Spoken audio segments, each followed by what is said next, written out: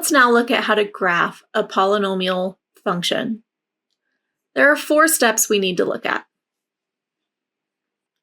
The first step is to find both the x and the y-intercepts.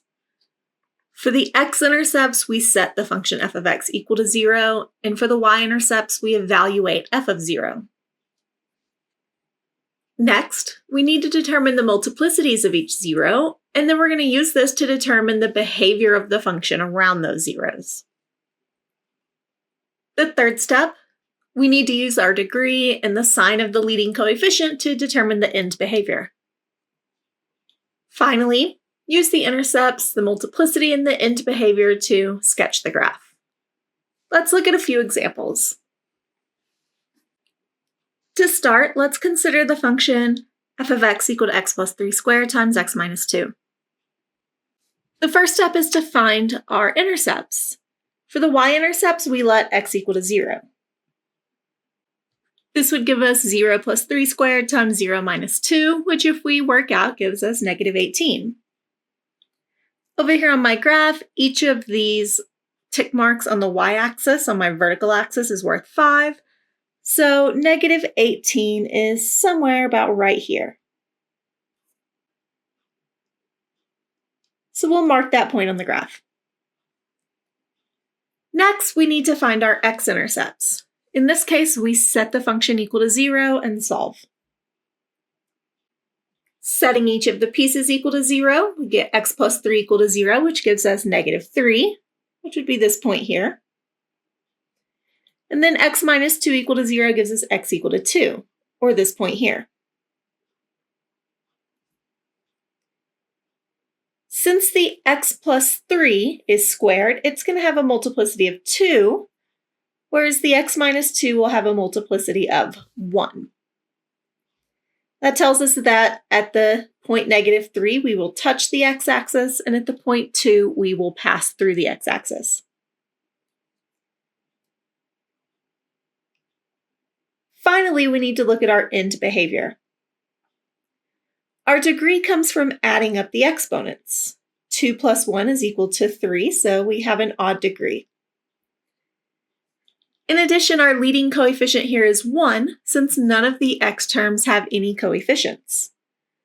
So we have an odd degree with a positive coefficient, which tells me it goes down on the left and up on the right.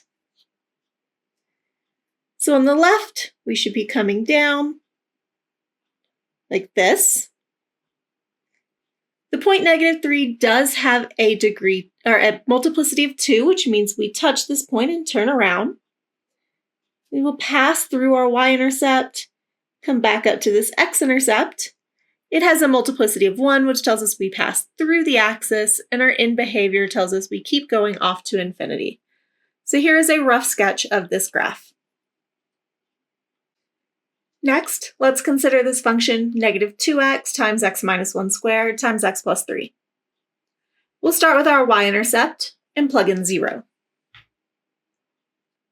When I do that, I get negative 2 times 0 times negative 1 squared times 3 squared, which is 0.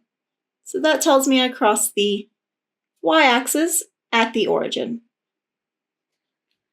Next, I need to find my x-intercepts, and to do that, we'll set each of the pieces equal to 0.